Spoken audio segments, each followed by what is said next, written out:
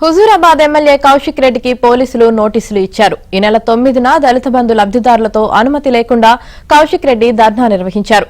ఈ నేపథ్యంలో కౌశిక్ రెడ్డికి హుజూరాబాద్ పోలీసులు నోటీసులు ఇచ్చారు. మరికొంతమంది బీఆర్ఎస్ నేతలపై కూడా కేసు నమోదైంది.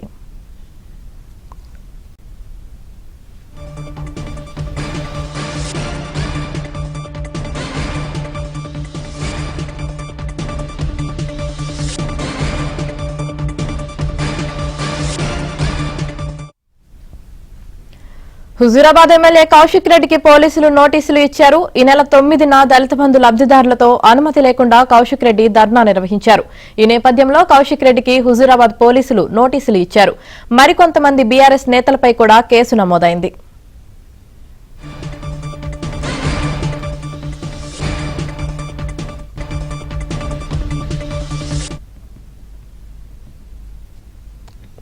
హుజూరాబాద్ ఎమ్మెల్యే కౌశిక్ రెడ్డికి పోలీసులు నోటీసులు ఇచ్చారు. దీనికి సంబంధించి పూర్తి సమాచారం మా కరీంనగర్ ప్రతినిధి శ్రీనివాస్ అందిస్తారు. శ్రీనివాస్.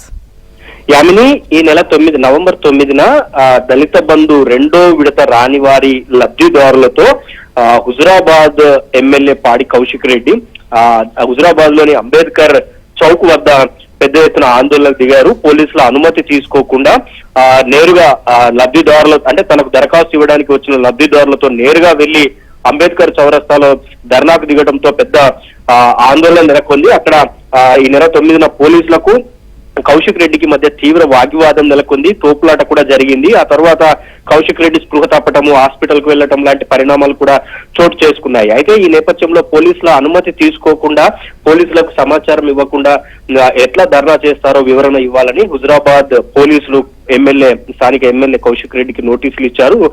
వివరణ వెంటనే ఇవ్వాలని కూడా ఆ నోటీసుల్లో పేర్కొన్నారు. సో మొత్తంగా పోలీసులు అయితే ఈ ఘటన మీద సీరియస్ గా ఉన్నట్లు మనకు తెలుస్తోంది. Yamini. Right, thank you Srinivas.